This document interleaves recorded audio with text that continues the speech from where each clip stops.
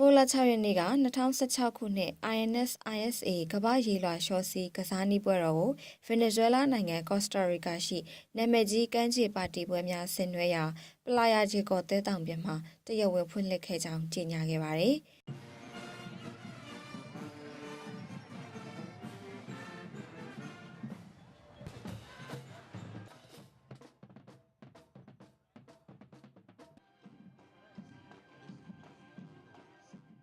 Muy divertido, la verdad, el desfile muy bonito, ver todos los equipos aquí participando en ese gran evento,